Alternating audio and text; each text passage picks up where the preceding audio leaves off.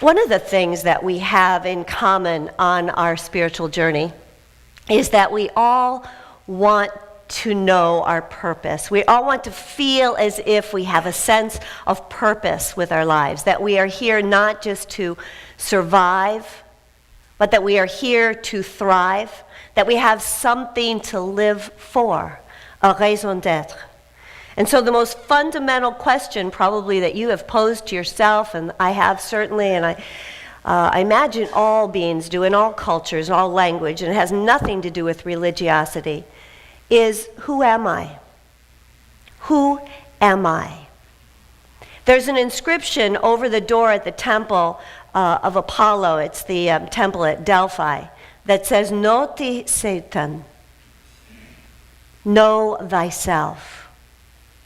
And so we as a human race are here to fulfill this one inner purpose, to know, to awaken to who and what we truly are, what we already are. That is the formlessness of ourselves. That we are so much more than that which changes all the time and that which we do all the time. And yet we can get caught up, can't we, in thinking that our purpose is what we do, or the role that we have played or are playing in our lives. And what's we want to do is be really honest and say, you know what, our roles, our bodies, our sense of self, if that's what we're thinking, that's who we are, it changes all the time. Changes all the time, according to what's going on in your life. And it's interesting because we can watch where we are on our spiritual path by noticing how we are acting and reacting to what's going on. Because our reactions, our way of reacting, actually demonstrates what we are giving importance to and what we believe about ourselves. It's really easy to see. So if, for instance, small things, little things, little tiny things upset you, it's not a wrong or a right. It just means that you and I, in the moment that we're allowing small things to upset us, are thinking that we are small. We're relating to that in a way that informs our whole life. And ultimately, the truth is that ultimately all things are small because all things came to pass. All things are transient. There must then be something far greater in your life that's always been there and will always be there.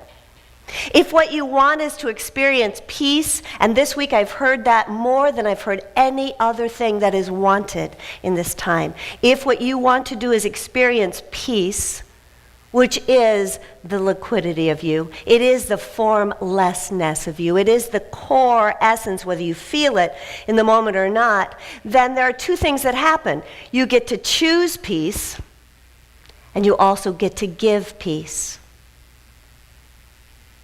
Yesterday, Reverend Valerie and David and I went to Barnes & Noble and we listened to Panache Desai. And I know that many of you know about Panache, and I think he's coming here. This is beautiful. And Panache said something very interesting. He said that his interpretation, his understanding of success is that success is peace. Success in any situation is discovering your soul signature. That's the title of his new book. And that you and I are being called to our greatest expression. It is time. We have no other recourse now. There is actually no other option as a human being than to be with, to accept that which has taken place in your life. Even your perception of it. Your sadness, your pain, your joy, the full gamut of living. You and I are called actually to relax and let that pass, because it will. It just will. There's a principle here that we often say, as within, so without. There's another principle at work as well. We are a yin-yang universe. That other principle is that outflow determines inflow. Jesus translated it this way: give and it will be given to you. In other words, as you give, so you receive. Give and it will be given to you. Not just a little niggly bit. Give, and it will be given to you, good measure. Pressed down, shaken together, running over, effervescing. This and even more will be put into your lap. And so in giving and receiving and giving that which you receive again, it actually then becomes in you a sense of yours. As within, so without. And in that divine exchange, you and I live our lives. And it's really cool. Because I want to just say this. I want to say it. So this is so cool. Nothing, no thing that you know about you is who you really are. Nothing that is about you is actually who you are. Thinking, interestingly enough, thinking isolates people from one another. Thinking sets situations apart. Thinking makes them, categorizes them as good or bad, and it could be that everything that happens just gets responded to with maybe. Maybe. Because you know in the next moment it's going to shift. The other day I said, holy shift. The choir was up here, and I said, holy shift several times apparently, and someone came up to me afterwards and said, Reverend Diane, you might want to enunciate that a little more clearly. Holy shift.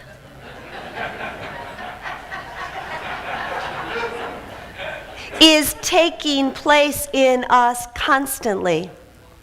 J. Krishnamurti, a fabulous Indian philosopher and spiritual teacher, was asked, and he traveled the world for over 50 years, and he represented in the modern day what we would have felt in Buddha's presence, what we do feel when we become still, in Jesus' presence,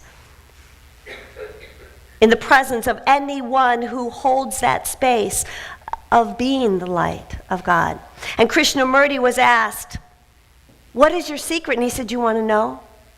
Do you want to know my secret? He said, I don't mind what happens.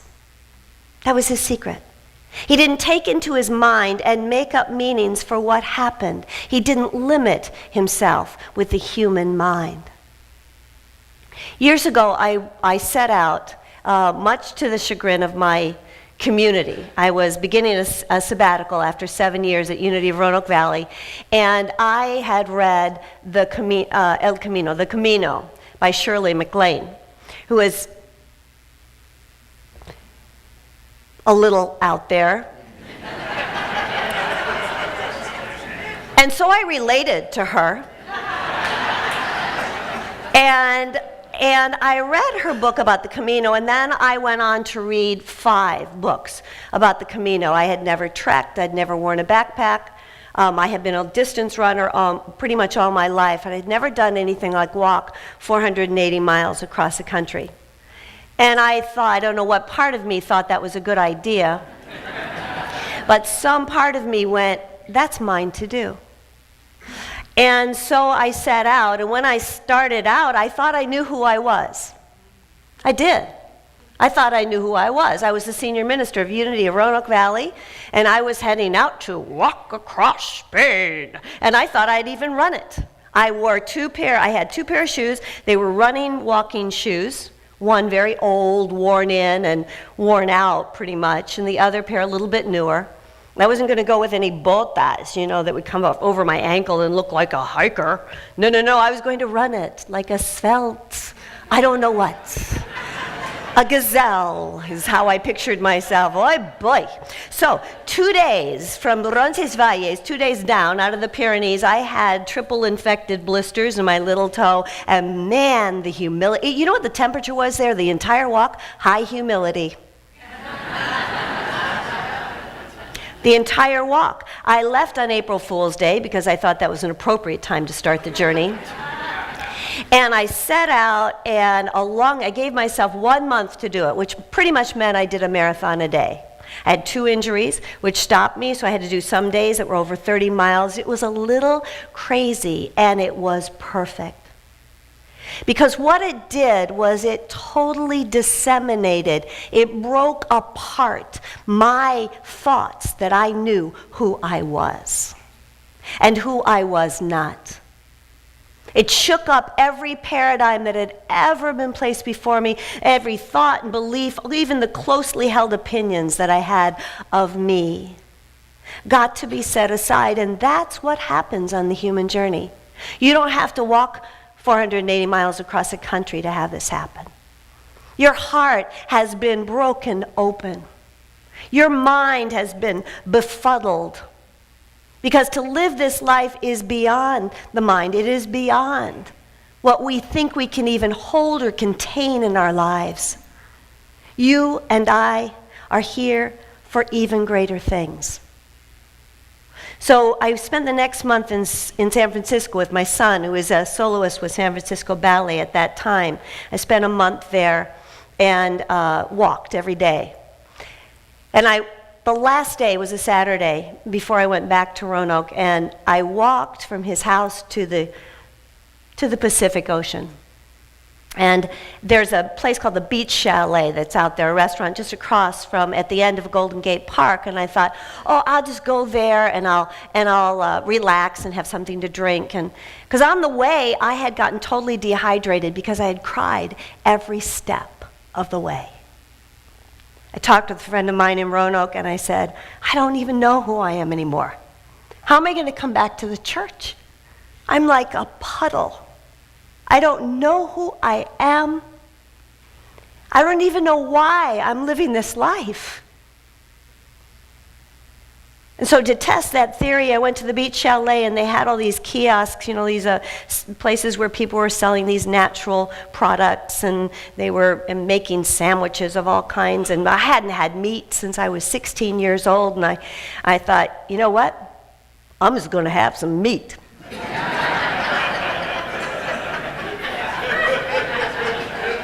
I've been saying that, oh no, I don't eat meat. No. And so I did. I blessed it. I went over and I asked everybody about everything, and I chose the highest grade of meat. I had a hot dog.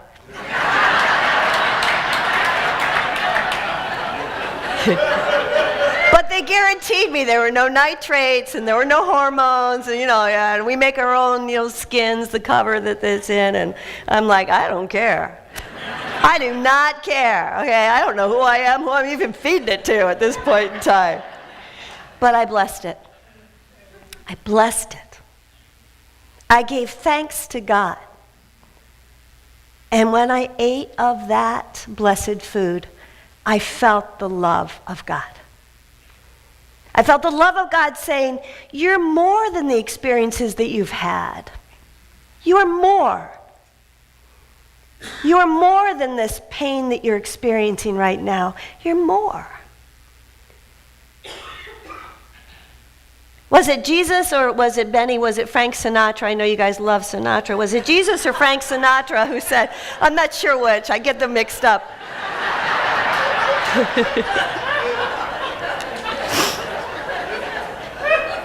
You've heard it said, dooby-dooby-doo, be-dooby-dooby. But I say unto you, be dooby-dooby, be dooby-dooby. Little emphasis on another syllable, right?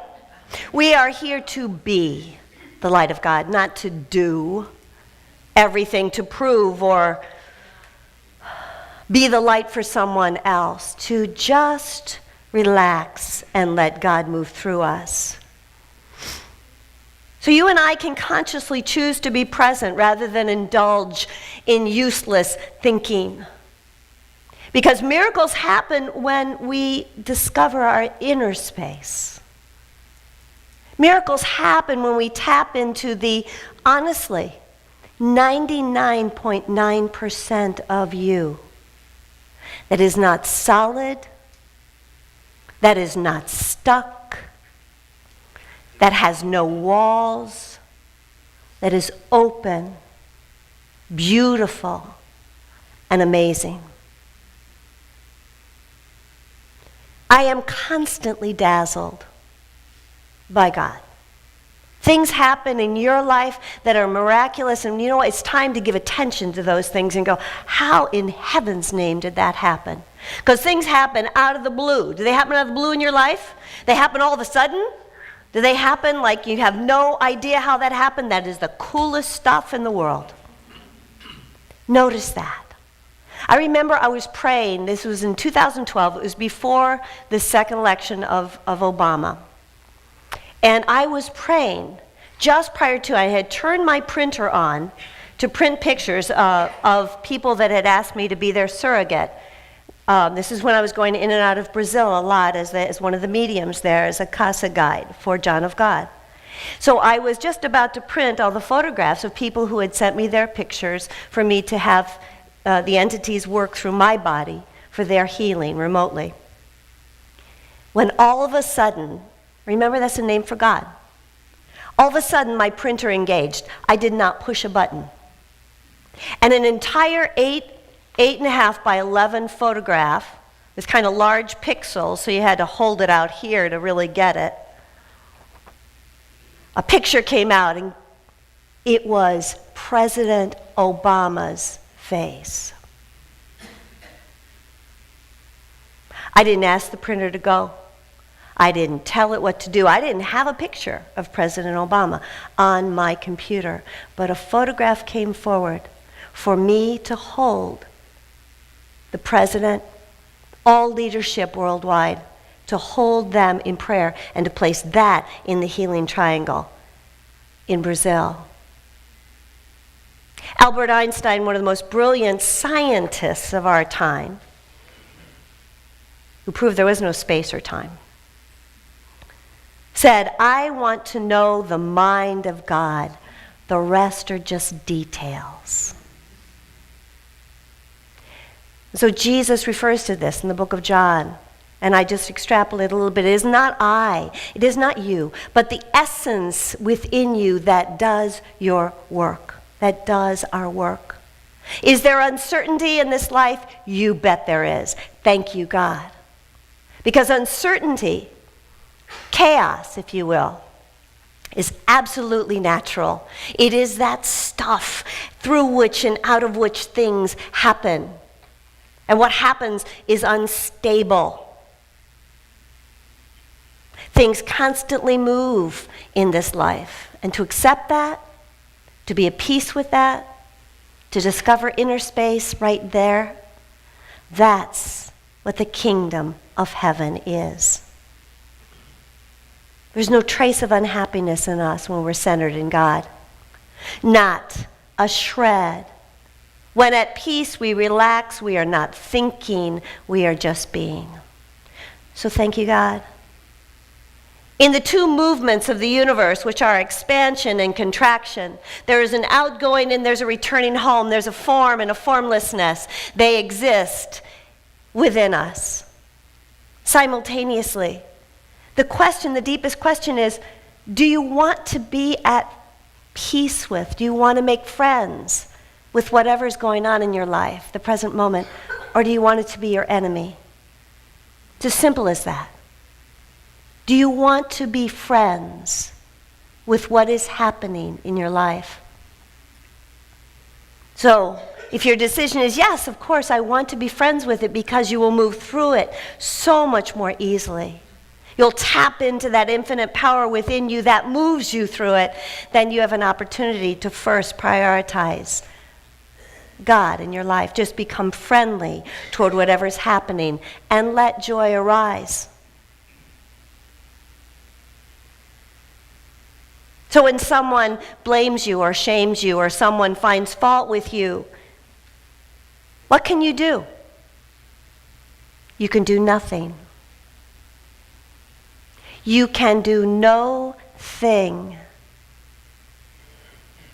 And in that moment, this is what's called turning the other cheek, gain the perspective that God is with you always. Simply stop and look and listen and behold the truth of what's coming forth. There's no need to name it. It came to pass by. Existence is the foreground, and being is the background. You and I awaken to both. What's lovely is this too shall pass. Now I say this to you so that you will know that in doing no thing, you don't become a doormat. That's an old story that's not true. You simply relax and trust the divine, and you can move through anything. You will move through everything.